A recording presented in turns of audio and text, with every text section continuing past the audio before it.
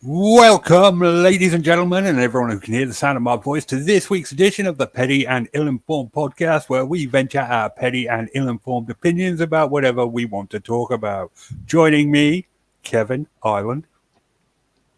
Oh, girl, we've got some things to talk about today. We've got so much to talk about. We're going to have to go like 5 hours. And Tom from 13 Twycross Road, Kent. Absolutely, yeah. We've been having to hold ourselves back in the preview, in the chat before the show went live, to say no, we can't talk about this yet. We've got to save it for the show. So yeah, we're all chomping at the bit. Let's get going, people. All right. So before we begin, spoiler alert! The following segment will contain spoilers for the new season of Black Mirror. Want to talk about it? So spoiler alert! You have been warned. Put a bucket over your head and bang it with a drum thingy, just to drown out the side. So this season of Black Mirror has dropped, and for the most part, I enjoyed it. As I said to Tom before the show, there was one good episode, one meh episode, two great episodes, and one episode that was frankly diabolically bad. Tom thinks he knows which episode I thought was diabolically bad, but would you like to? Okay, begin with the one that was the best first. Okay, for me, the clear best was episode 2, Lock Henry. What? Let me guess, Richard. Was that your worst? No, that was not my worst. That was my good episode. Well, I thought that was outstanding. It was a good episode, but it had absolutely nothing to do with technology whatsoever and its impact. Well, it did, but very old technology, VHS. I like the social commentary. I like the fact that they're saying people that make true crime are the real monsters because they're exploiting people's tragedy. You know, I get it. I liked it. I liked the premise. I liked the episode, but it was good. It wasn't great. Okay, well, I thought it was rather good, but not breathtakingly good. So what one did you think was truly great? Wait a minute. I thought you said that was your favorite episode. And it wasn't my favorite. It was up. It's not up there with the all-time greats, which for me are Nosedive, The Entire History of You, and USS Callister. Can't be that one. Those sorts of ones. It wasn't quite up there with those. So that's not from this season, then. So, no, but it was the best of the season, Lock Henry. Okay. Well, my best for the season was Beyond the Sea, which was beyond awesome. I loved that episode so much, I can't even tell you. I like the idea of astronauts being able to project themselves back to Earth through androids. I liked, what grief does to a man. And I like, what happens if you try to help someone too much and they end up murdering your family. I thought that was great. It was a good one. I thought Aaron Paul was very good in it. Legendary. Yeah, he was. He did a great job. That's what Nikki said. Nikki said it would be hard to mess up with a cast as good as that. It was interesting with the ending when he just like throws him a chair and says sit down, basically. Well, because he couldn't kill him if he wanted to get back to Earth. If they wanted to complete the mission, he couldn't kill them. They were stuck with each other. I'd be interested to see what happened when that ship finished its 6-year mission. As soon as they finished docking procedures, Aaron Paul's character just jumped on him. Or what? That was. I didn't think it was an all-time great. I thought that one was solid. So you and I have got those two episodes that in opposite places.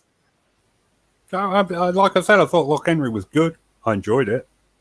Let's see, what was the other one that was good? Demon 76 was a good episode. It was 79. That's the one I had as my worst. Really? Yep, because I thought the premise was so daft. It was a Red Mirror episode. It wasn't a Black Mirror episode. The Red Mirror is for supernatural. It featured nothing to do with technology. It was more like Supernatural than Black Mirror, and it was just very, very. I thought it was very, very silly. I think it missed an opportunity for some sharp commentary on Brexit. But with that sort of National Front type Enoch Powell era politician, and yeah, for me it wasn't an all-time terrible one. I mean, there are very few of those. There's only one or two Black Mirror episodes I'm really not keen on. It wasn't that bad, but for me that was the weakest of the season. Demon 79. That was one of my good ones. Okay, so my second great one is Joan is Awful, of course, which yes, I really loved that episode. Was very meta. I need to watch especially I need to watch it again, probably 2 or 3 times to really take it in. Just the whole premise of it, of technology being used to make shows about people in a lazy way. And this woman is freaking out, and then it turns out she's just a character on the show. I did say spoiler alert if anyone kicks off. Yeah, I just found that incredibly awesome. Yeah, it was good. It was it was like reminded me of the Truman Show, but then like doubled. Yeah, well, tripled really. They just kept going. It was good. It was great. I loved that episode. It's one of my favorites. Not one of my all-time favorites of Black Mirror, but it's up there. So let's get to the worst episode of the season. And because you're completely wrong about this, Tom, Maisie Day, which was just terrible. It was badly scripted. It was rushed. It had no point. And I genuinely feel like the producers of Black Mirror went to Netflix HQ and said, all right, we've got all 4 episodes for the next season. And Netflix said, well, we contracted you for 5. And they said, let me just throw some bullshit about werewolves together and we'll knock it out the park. Yeah, there was nothing good about it. There was nothing redeemable. There was no point. There was no story. It's just stupid. I think it in a way it makes the same. I do think it has a point. It makes the same point as which I can't. It makes the point about news being, I know the point you made in Lock Henry, where you said, the real enemies are the people who make these true crime documentaries for people who are still alive very insensitively or things like that. Maisie Day has a bit of that about sort of the paparazzi. Right, yeah, I thought you might say that, Tom, and my answer to you is that would make sense had she not been the one to tell them to stop taking photos and help her unchain her. But she succumbs to it herself by the end. Yeah, exactly. At the end, she just pulls out a camera and starts taking a picture while the werewolf shoots herself. And it's just, what the hell was the point in everything else she did? You already had the pictures. You stole the dying guy's camera. You've already got the pictures. You could have done something else. Like you tried to help earlier. Suddenly you're like, oh, well, I'm just going to take these photos now. No. It was awful. It was rushed. It was stupid. That's my opinion. Petty and ill-informed though it be. I see. Well, it's. I know what you mean, but I didn't think it was that bad. I mean, I think I'm trying to think of what episodes I've seen of Black Mirror that really did fail. Metalhead. What, with the robotic dogs? Yeah, that was awful. No, it was great. And I really like that one. I don't even know what to say to that.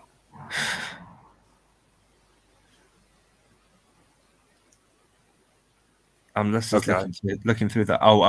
Crocodile. That was a great episode. Crocodile. That's the one where it was the guinea pig at the end, right? Yeah, that was really clever. I really liked that one. Archangel, that was good. But I mean, most of that entire season 4 was really good. Archangel. Which one's Archangel? It's the one where there's a girl who's an overprotective mother has her tablet, which distorts everything. Shut Up and Dance was so difficult to watch. That was That excruciating. is a brilliant episode. Yeah, it's brilliant, but it's also excruciating. How is it well, I guess, and at the beginning where it seems like they're just torturing an innocent boy. Yeah, Phil, it's like a modern Twilight Zone. That's a good way of describing Black Mirror, like a modern Outer Limits or modern Twilight Zone. Oh, yes, it is. It really is. Yeah, modern Twilight Zone. That's a really good example. I think one of my favorites is The Entire History of You, because it features it's Jodie Whittaker is absolutely brilliant in it. But the trouble is terrible episode. Terrible episode. It was great. What's wrong with it? That's the one with where they record their memories down, isn't it? No, it's just silly. Now they record what they see and hear. Yeah. That's the first season. The only good episode from the first season is 15 Million Merits. That's the opening, the pilot. The national anthem isn't that great. Yeah, 15 Million Merits was pretty good. It was awesome. Just like at the end where he does all that and then he just goes along with it anyway. It's just brilliant. It is curious, that bit. So that's Black Mirror. So what were we going to talk about next? Do you guys let's just get EastEnders out of the way. Yeah, should we be done with it? Go on. Play the tune, Kevin. I've got nothing left. I've got nothing left. If you're coming off the street and you're ready to feel the beat, well, listen, bastard. You're listening to the EastEnder Benders.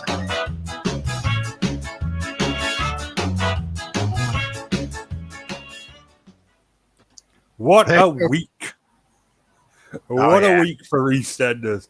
After weeks and weeks and weeks of boring, just going through the motions, we had Lola dying, sad, but it dragged on a bit. Yeah, I totally agree. I was tired of Lola in the end. And the Palisades and Suki and Eve and just going round and round and round. What a week. And Vinny standing up to his mum, but can't stand up to anybody else. Yeah, I just want to slap him. He's gone from a sympathetic character to a bellend. Oh, he's a total bellend. If it was wrestling, I'd say they were burying his character. Yeah. Well, I mean, it's like, okay, he goes into the thing, and do you think he cut more than one? Do you think he cut more than one pipe on both sides? Because I only saw him cut the one side. Yeah, Phil likes the madness take, by the way. Oh yeah. Well, yeah, I had to change it a wee bit, because I don't want to get sued. So the song, I love. Well, I won't go into it, but I love ska. But what was I going to say? On a midget, because I had one of those cars, and when I was growing up, it has a dual brake cylinder, so it still would have stopped on the forward right and the back left. So yeah. So he's an idiot. And of course, if you have a 4-speed transmission, you put it in neutral and use your emergency brake. There you go. But yeah, he tried to kill Eve and anybody. Okay. Can I tell you what my favorite part about that scene was? Yeah, he breaks into the garage, and then when he's finished, we have that scene where he opens the toolbox with his bare hands, pulls out the tools he used, wipes it down, puts it back, and then closes it with his bare hands, and then opens the door with his bare hands and walks out. Oh, yeah, he wasn't careful at all. I was like, you needn't have bothered, mate. He's a complete numpty. Yeah, he's a total numpty. He is, and then he goes home and says, basically he's blackmailing his mom for whatever reason. He doesn't seem to care about the fact that his dad murders people and is into all kinds of stuff. But that's fine, you know. But the minute his mom does it, and then then Suki tells Ravi to go. Intimidate Finlay, which I'm just Yes, like, why? yeah, that's it. So Yeah, but the first 3 episodes of this week were just like standard EastEnders stuff. We were seeing all sorts kicking off. Just the usual, the Palisades making asses of themselves. George Knight's mysterious past beginning to catch up with him. right, All that stuff. It's just standard EastEnders. And then the 4th episode of the week. Oh my God. brilliant. Brilliant. We saw the return of Cindy Beale, which for a soap opera, it's always a risk when you bring back somebody who died. Since she died off screen, they've got a lot of wiggle room. Yeah, They've gone with witness protection, which genius, but believable. Didn't work when they tried to bring Dirty Den back, I might say, but it might work here with Cindy. well, and she wasn't by herself. No, Ian's coming back as well after, I thought like last week when they sort of said, I'm going to try and get in touch with Ian, I was like, oh, they're teasing him. He might be coming back. He's coming back. And not only Ian, but we saw Peter come back as well. Yeah. And Peter's got his original actor back, which Brilliant. Just brilliant. Okay. Feel. But let me just say this. Because Ian was like, oh, well, we should move back to, I said, I'm going to say Weatherfield, but Albert Square. And he wants to like go to his old haunts and everything like that. And then he sees Mr. Knight and he porked himself because And then, he backpedals so fast he should have been he realized he just realized I don't stand a candle against Mr. Knight. I mean, Ian's no sex symbol. Hey, you know what I mean? Yeah. And, I think if you're a lady, you kind of like the Xboxer. But Phil was all in trying to figure it out, and he had his band's boyfriend had a run in with the CID, and said don't look at this anymore. So that's So obviously they looked into it more. Oh, of course. So yeah, what a week. We're seeing the return of a dead character. We're seeing Ian coming back, and Peter too apparently is also coming back. So there you go. That's going to be awkward if he comes back and speaks to Kathy because of course he robbed her on his way out. Yeah, but I mean, come on. I mean, they always seem to forgive each other on soap opera for some reason, and obviously that's the way it is. And how many bad boys are there? You've got Ravi, you've got Phil, you've got Peter, and it's gonna all. I think they should just have a battle royal. Yeah, we should have a Royal Rumble style big fight in Phil's boxing ring, just to sort it out once and for all. So yeah, that was EastEnders. Now, let me see. Gabby sent me an article that she wanted us to talk about this week. And I find it an interesting enough topic to talk about before we talk about the main thing that we've all got opinions about. So, did you know that swans have become addicted to eat heroin? I didn't know that.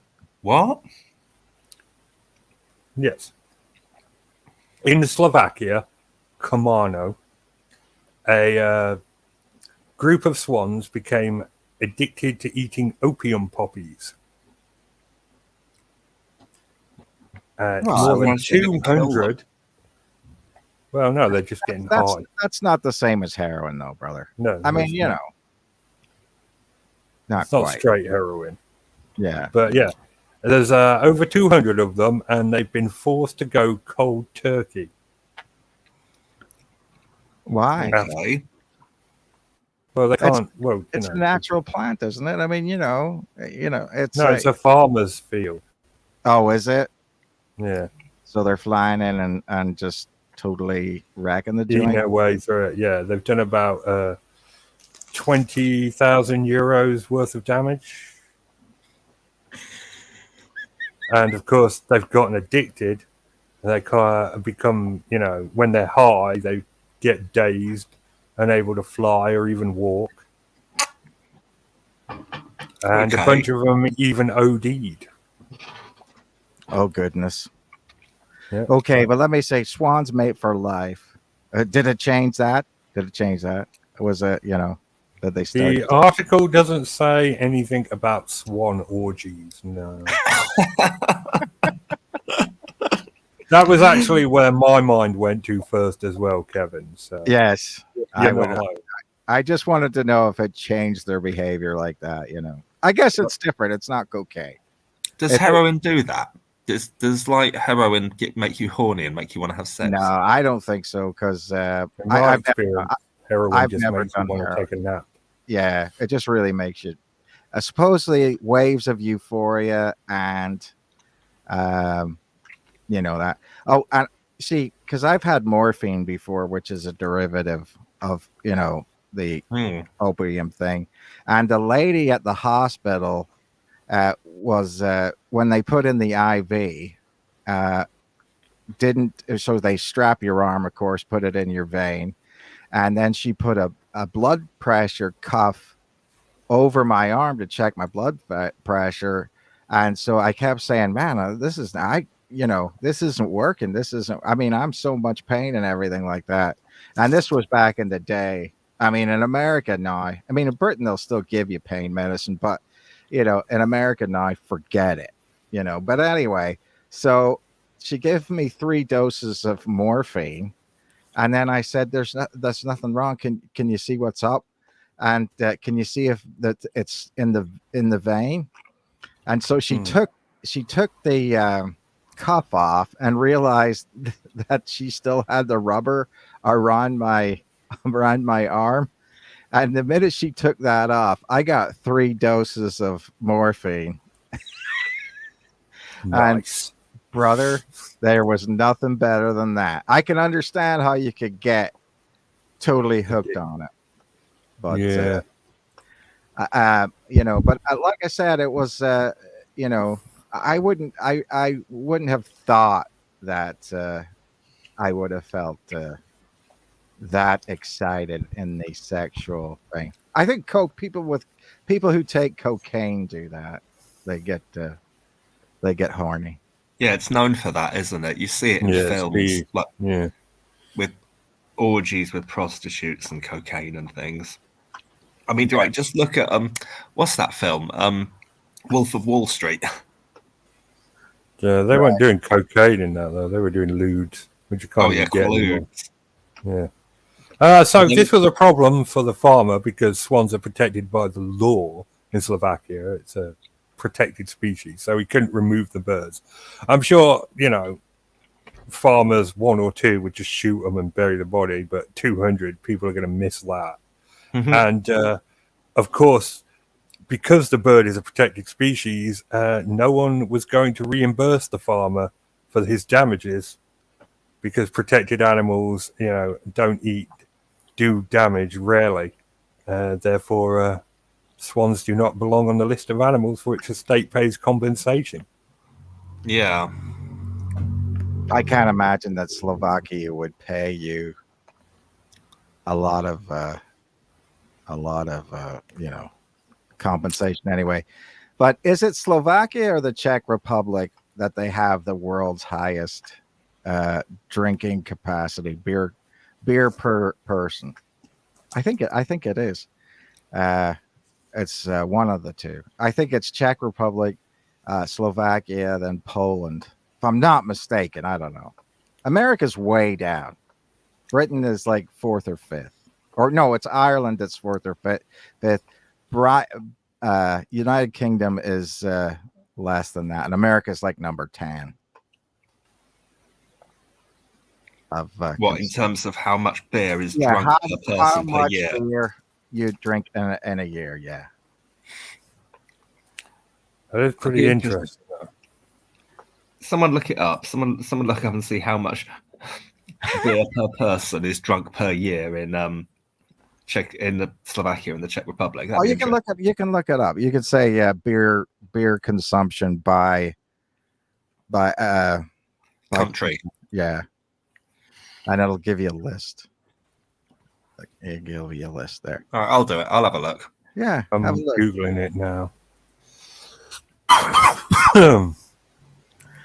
But you can't kill swans in Britain either, because isn't it that the Queen is supposed to? Yeah, they're royal birds. Yeah, so it's a fence against the royal family if you kill a swan, and it's even worse if you kill. Isn't it black swan? That's even worse because they're so rare.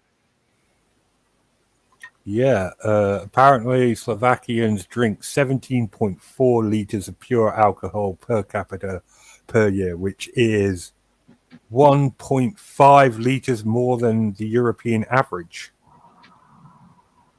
Well, there you go then. It Get is the bloody Czech hell. Republic. you Yes. know, No, it's Slovakia, which is different from the Czech Republic. get some beers down you, and don't worry about the swans, mate. I think you've looked up alcohol in beer. Yeah, it's the Czech Republic by far. Yeah, I mean, alcohol.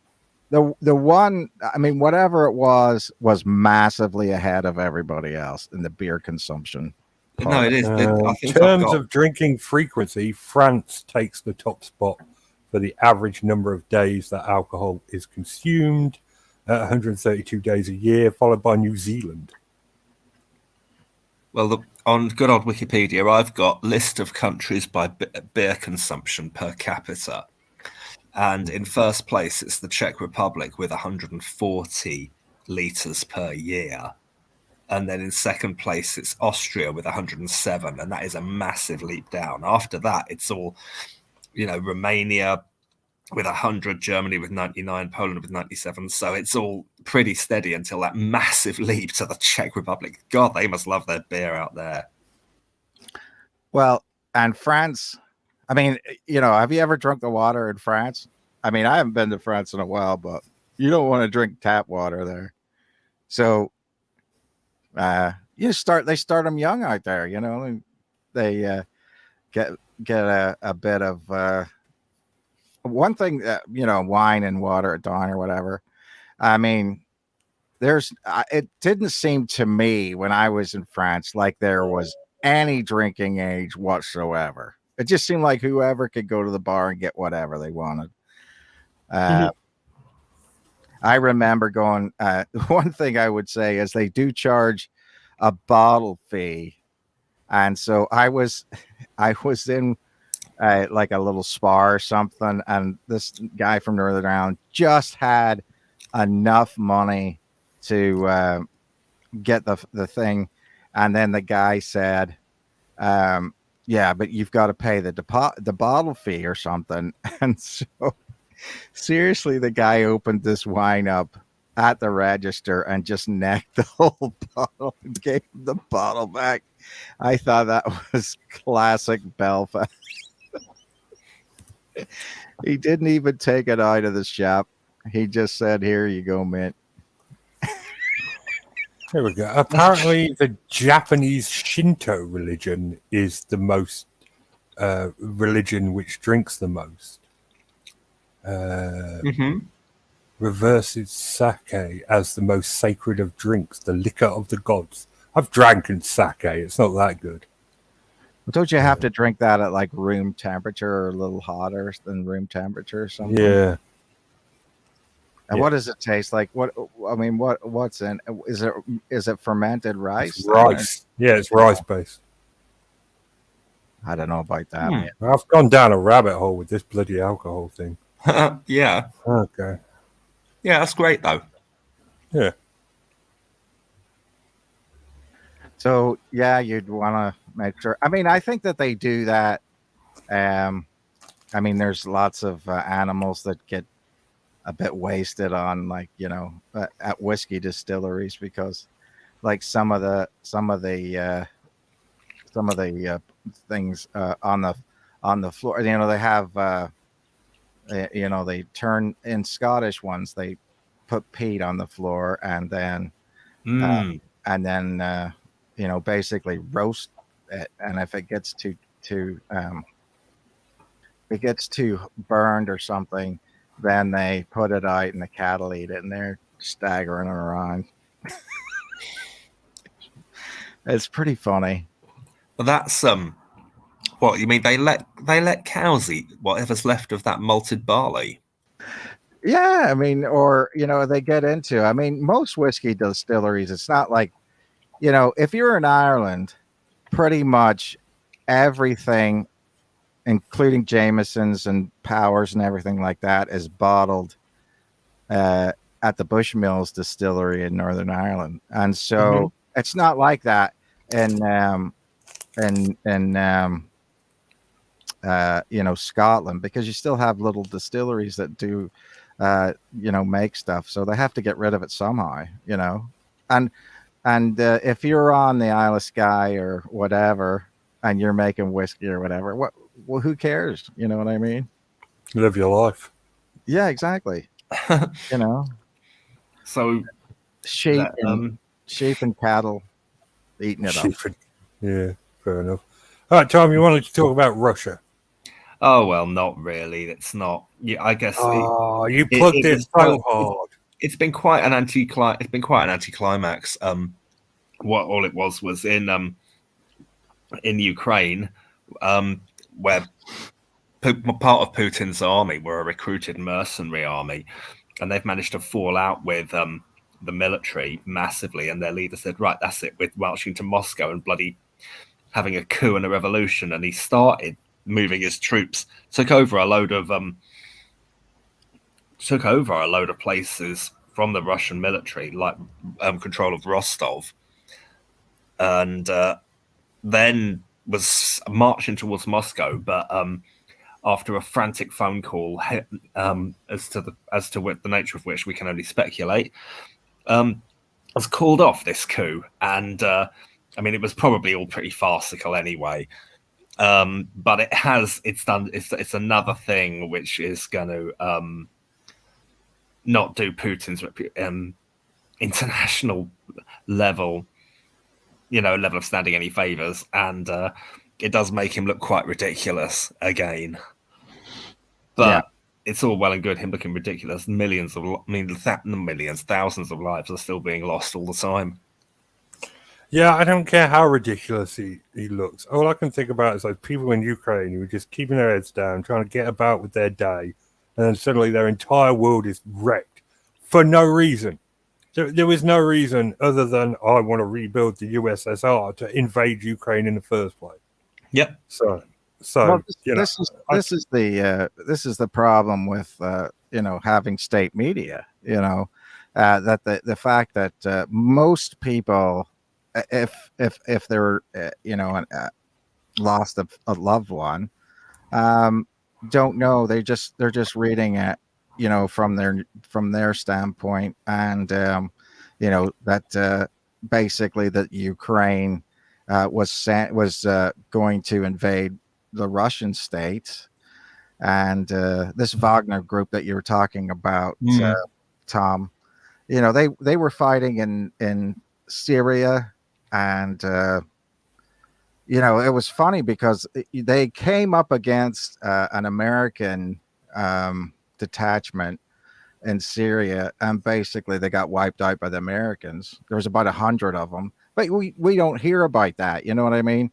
And so they're very aggressive as far as that goes. But I mean, you're being used as a specialized special forces area as just basically ground troops, like they were being used, is sort of crazy. I mean, from what I have read, one of the Spetsnaz, which is like the special forces, they got pretty much wiped out. So, I mean, they really are, if in the Russians standpoint, pushing everything towards this, because I wonder if the Wagner Group went to Moscow, whether they would have anybody to stop it, because it seems like the secondary and the tertiary lines are just crap. I don't know, but that's the Ukrainians, if they get these Abram tanks and the Leopard tanks into the area soon, and get the F-16s in it, that would make a massive difference, because the Russians are basically controlling the air. So that's pretty bad. If you're trying to fight a more modern war and the other group has air superiority, it's not a good thing. It's not a good thing. But anyway, we'll see what happens. Yeah. But I don't think that Putin even lives in Moscow. I think he's got sort of this private residence in away from Moscow, and it's probably got so many people there that protect him. I mean, I don't know. Given how much he's pissed off the rest of the world, I imagine he spends most of his time in an underground bunker surrounded by traps. Right. So I think it's him, his mistress, their little mutual child, and not very many other people, because I don't imagine that people just trust him at this. So, or he doesn't trust a lot of different people, but he would be paranoid because he was in the KGB. He would think that everybody is a threat, and they probably are. I don't see that mercenary leader living for very much longer, though. Honestly, no. I'm surprised he didn't get the billionaire treatment. Well, wouldn't surprise us, would it? He got thrown out the window. Apparently, there's 62 billionaires that have mysteriously jumped out of windows in Russia in the last year. Well, that's the oligarchs. Yeah, that's just a coincidence, though. No, well, that'd be smart. I mean, they're the ones that were controlling Russia. So you'd want to take them out as quickly as possible if you're trying to take over the country. Well, billionaires tend to be in charge of die in stupid ways. Well, but also not only die in stupid ways, are in charge of most of the governments, I would say. Yeah, no, fair, absolutely fair. So, speaking of billionaires, yeah, let's go.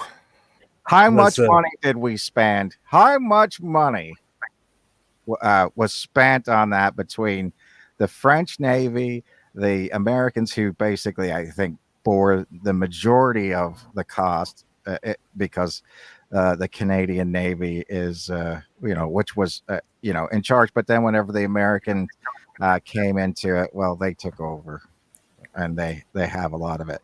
But isn't that, I mean, because it takes about 3 days to get to the middle of the ocean where the Titanic sunk, and it's like, why did anyone need to spend money on it? The Titanic sunk in international waters. It was officially nobody's problem. Well, that's the thing. I mean, I was listening to this U.S. Naval captain, and he basically says the rule of the sea is try to find people alive and worry about the cost later. Yeah, that's a smart.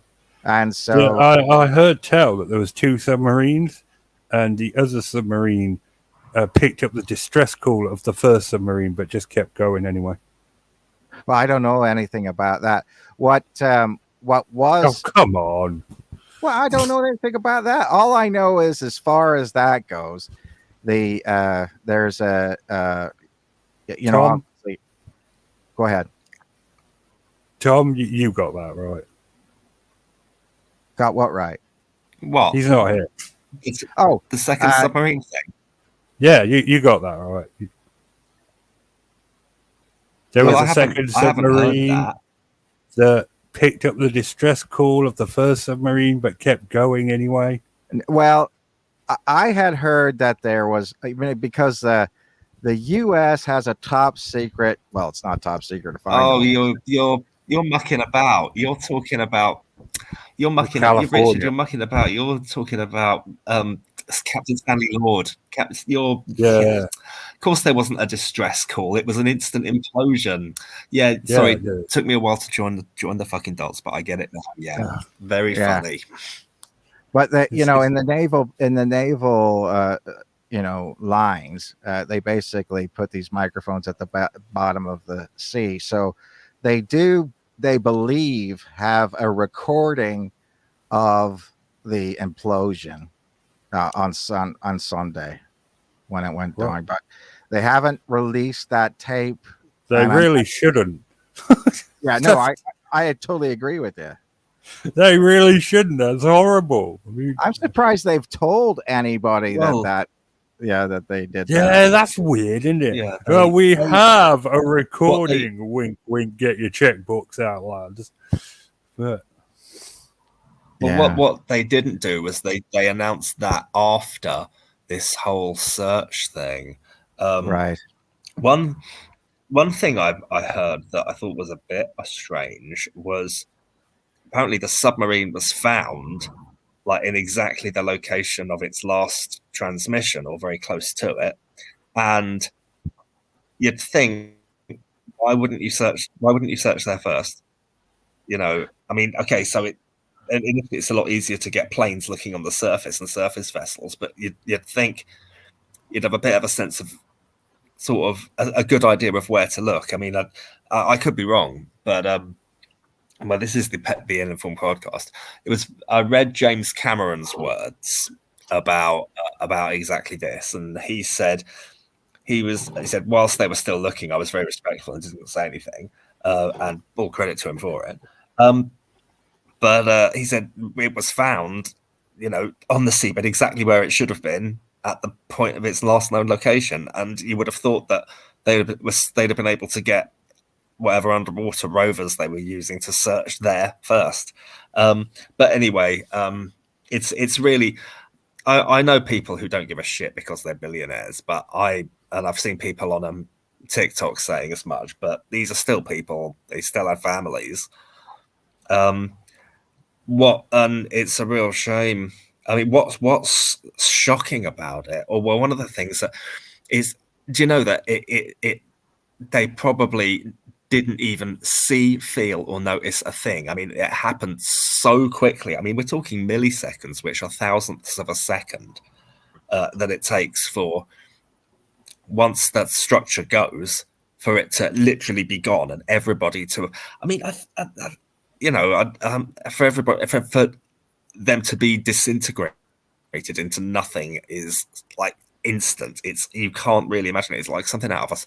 It's like something out of a science fiction film. The speed at which these people were turned to nothing. It's, oh my word, it's crazy. Jeez. Right, but wouldn't you say, Tom, that that's the best way to go ever? I mean, if you're there and then gone and you don't feel any pain or you don't have anything to scare, well, obviously, if it happened at the time, they were just going down and next thing you know, bang, they're gone. And so living in a basically a hollowed out fiberglass cigar and trying to go to that depth, you know, it's crazy. It's just crazy to me. Well, yeah. I mean, this thing looked like something Wallace and Gromit had banged together over a wet weekend. It was powered by an off-brand Xbox 360 controller. And I don't know if if you play video games, Tom, but third-party controllers are wank. Every gamer knows that. At Yeah, least it was forget it. wireless, They- mate, and it didn't have to have a wire, which was probably worse because imagine if your batteries go dead, and they didn't have any redundancy features in the thing at all, and No. It's five crazy. people It's unbelievable doesn't even how have sparse seats. this thing was. Yeah, you have to sit It's- crisscross Gappy. applesauce. That's brilliant. I want to put What? that comment on.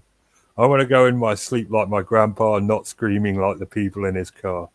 Well, That's fucking good, Gary. exactly. There's some I've heard truth that to that. before. Yeah, but I mean, I just think, and one of the reasons why they couldn't pick it up on sonar, um, Tom, was because of the fact that there wasn't enough metal. Bodies don't reflect off sonar. Fiberglass doesn't reflect off sonar, so you've got a very small signature to try to determine what it is. I mean, I'm not a sonar expert. I've never done it, but my understanding of it was that you'd get a very small signature from that kind of thing, and there was no rover on site. They had to get there, and I think it was the French rover that went down and got it or saw it. So I don't know if they were if they were on the seafloor or held in that buoyancy. I mean, I just don't know. God, it's one of the things that made this vehicle so raise so many eyebrows around the industry is that general consensus is if you're going to have any pod that's going to go that anywhere near that deep, it would need to be spherical so that the pressure is equal surrounding it. And this thing was cylindrical. Right. And there had been obviously a lot has come out about them being warned of the dangers.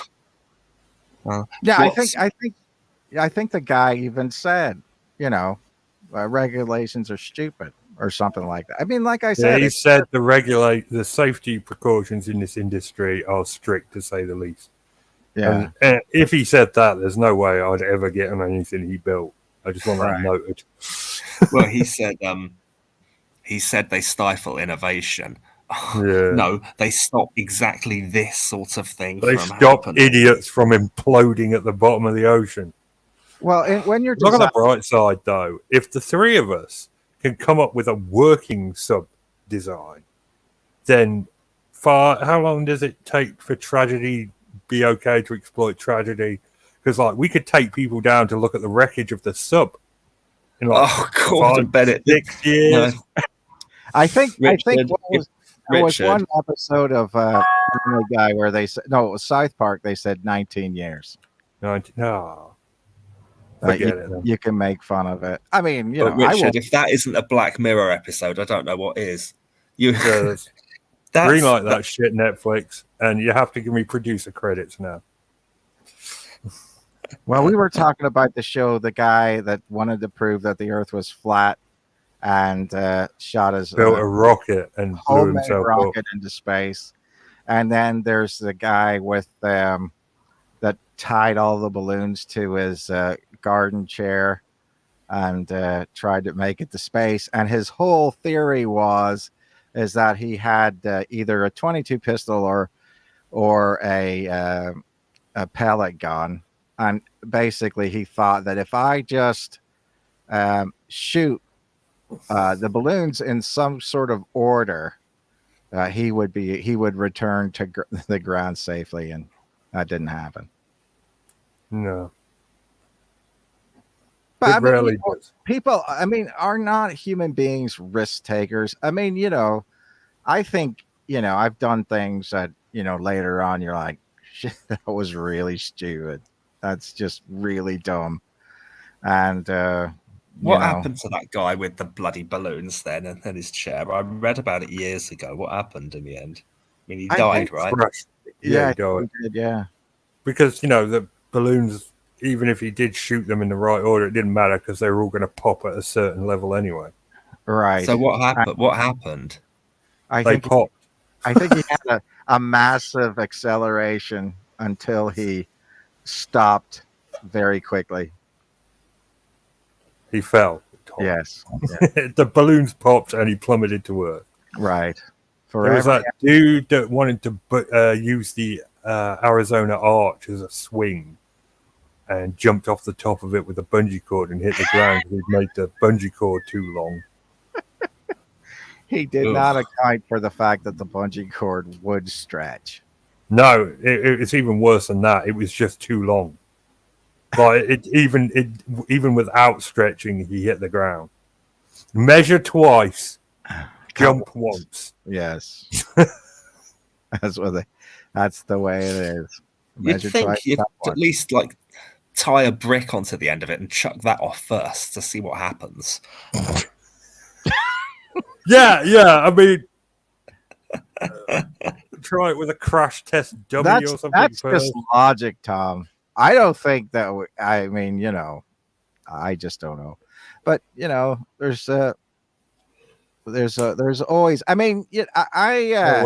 It may sound like we're being disrespectful right now, and we are, but these people were human beings, and they had families. And I'm not talking about the billionaires, to be honest with you. I'm just saying that people in general take very, very big risks, and sometimes it works out, and sometimes it doesn't work out. I mean, and that's the way that you have to look at it. And unfortunately, first guy that put pineapple on a pizza.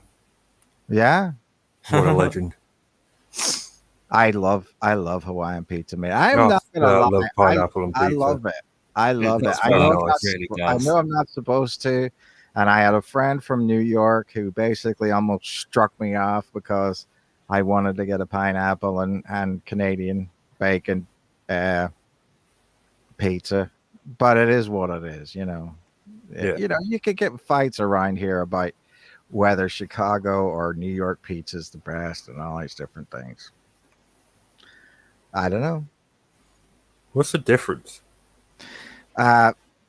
New York pizza is a lot thinner, and so you got a very thin crust with the ingredients on it, and you basically have to make a pizza sandwich. So you take the slice and you do a fold over, and then you eat it that way. Whereas Chicago style pizza can either be stuffed. In other words, you've got like a thick base, then filling, and then another one on it. So it's like eating a pie, like a Yorkshire pie or something like that, with the crust on the top and the bottom, and then filled with stuff. You know what I mean? Like something that you would get at the football match, but heated up. So it's a lot thicker, and that may be why people in Chicago are often on the heavier side. I don't know. Not everybody. But between, being very cold. Of those two, I think I'd prefer New York. Well, I think most people would, yeah. And you get people who specialize in different things and put barbecue on it and all those different things. But I'll tell you, the best pizza I ever had, was surprising to me, was in Moab, Utah. And that was friggin' awesome. Utah. The best pizza I've ever had is from Papa John's. Yeah. Really? Do you not find it to be too greasy? No. Yeah. I don't know. Like, pizza's in England. It's not America. America has turned food into an art form, whereas England's very much it's on the plate, eat it. Yeah. Well, I did have a good pizza in the Pizza Hut in Bangor. That was good. And so, it is, but you're right. You know what I mean? It's one of those things where you get what you get. Don't complain. Yeah, it's a cultural difference. We don't have different types of pizza. We just have pizza. Okay, speaking of which, I want to tell people about the man in Sunderland who, Oh yeah. who bought a Big Mac, went outside with the Big Mac, still in the wrapper, got attacked by a seagull who swooped out and basically took it out of his hands. And he wanted restitution from McDonald's because it happened. And McDonald's offered him some French fries. And he thought, that's not good enough that I got that. So he went to the city council and demanded that they do something about it because there's too many seagulls and they're creating havoc. And he didn't even get a bite of this Big Mac. What the hell? I googled it, and the first thing that comes up is Sunderland man sexually assaults seagull. What? That's literally the first thing that comes up. Okay, all right, hang on. Apart from that being absolutely revolting, that's also extremely dangerous. I mean, you just seagulls are crazy things. I mean, I had a bloody seagull. Look, Richard, if I can post you this, you can show it. You can probably broadcast it here. Let me see if I can. I had a seagull come into my house about a week ago, and I took I took a short video of it, and if I should have it still. If I do, just show me a picture. Here's the bloody thing. Hang on, here you go. Right, Richard, this is coming to you now, and you can, if you've got a way of showing it on this podcast, that'd be great. Here's this is what a seagull is. So to try and sexually assault this, you must have like a wish to have no penis afterwards, or something like that, because these things are fucking mental. They're huge. Oh man, that's a herring gull. That's a proper seagull. Yeah. I have a question before we go. Can you broadcast it somehow? Yeah, I'm trying. I do have a question before we go any further. Did it bite your belly? Oh, shut up! No, it didn't. All right, let's see what happens. This there. Oh my goodness! It's like you think it was going to turn into. Did it come in through the cat flap? No, it followed. I opened the back door and it followed me in. Oh man, you think it's going to turn into Dracula? I would have been a herring gull as well. Herring gulls are not to be trifled with. They're the second largest species of gull in England. So how'd you get it up? Well, I tried to open. There's another video coming, Richard. I took two. I tried to open the back door, the door you can see in that first video.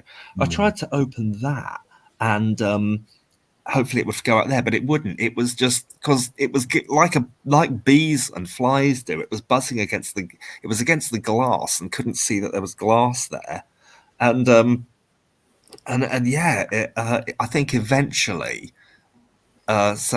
eventually it wandered out. Oh no! You know what it did? It got quite stressed and distressed, as you'd imagine, and it bloody it ate loads of cat food. And then it puked up the cat food.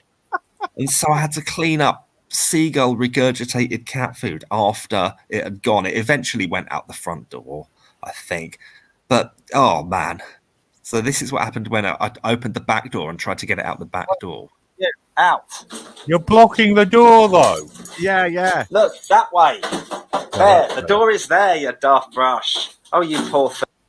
You should have grabbed it by the wings and just thrown it out. Not like put your hands around the wings, but like when it's got its wings. Help? Yeah, no. No, I don't think I'd dare get that close. Those things have vicious beaks. Yeah, Did you not? I've been savaged. But I've been dive bombed by. Yeah. I wouldn't do that unless I was wearing like gardening gloves. I've been dive bombed by seagulls, and they've snapped like that burger. I've had that happen to me twice. They've dive bombed me and snatched sandwiches out of my hands and things. So I know all about seagulls, as you can tell. Jeez, but I didn't sue the council for that one. What am I supposed to do? Get the cat food back in the tin and go back to Aldi and demand my money back or a new tin? Excuse me, this cat food was supposed to be eaten by my cat, but a seagull got to it and puked it up. So can I have it back, please? Yeah, good luck there. There's lots of people who do that now. I was watching a program yesterday about Ireland, and you know how you can take Ozempic to lose weight. Um, so so people are going around to pharmacies and trying to get Ozempic.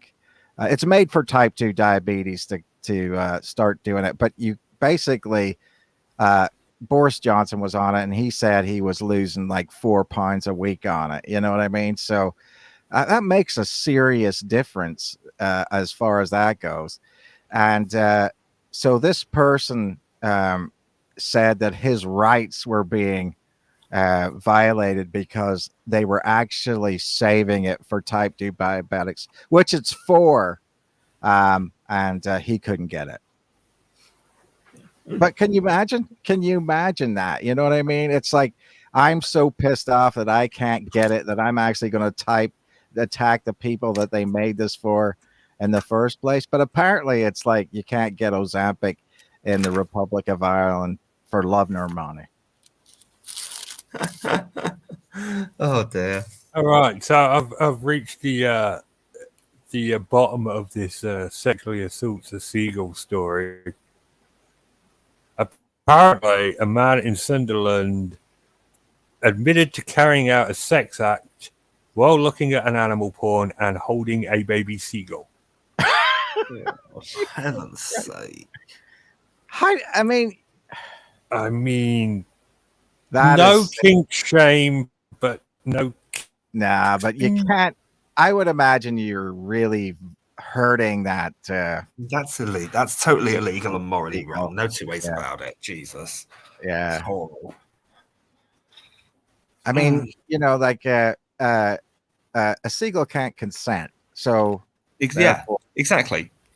yeah. If A you baby have seagull the doubly if compensates. you have the element, you have the consent, you go for it, do whatever you want. But if you don't have consent, stop, drop, walk away. Stop, drop your penis, and walk away. Why can't they make a story? Why can't they make a story for that? I mean, stop, drop, and roll. That's what they say in America whenever you catch on fire. What's that Stop, got to drop, do with and walk seagulls? Yeah, that's pretty contrived, Kevin, even for you. Yeah. It doesn't. Anyway. It doesn't link up with what we were talking about. So yeah, that was a pretty full show. Actually, we had a broad range of topics to discuss. Are you We saying did. that something I said did not link up? I mean, actually going Even more so than usual. than usual. Okay. More than I usual. said nothing about Black Mirror, mate. I just want you to know that was 15 minutes of me shut up because I wanted to know about it. Yeah. Well, it certainly. Well, I'm surprised we got all the topics done in the hour we had. So that's impressive. Well done, everyone. Hopefully, Yeah. something interesting happens next week that we can discuss as well. It will, mate, because Ian Beale's coming back. The Beelanator. All right, that'll wrap us up for this week. We will return next week, despite the hopes of many. It is good night from me, and it's good night from them. Good night. Cheerio. Night, guys.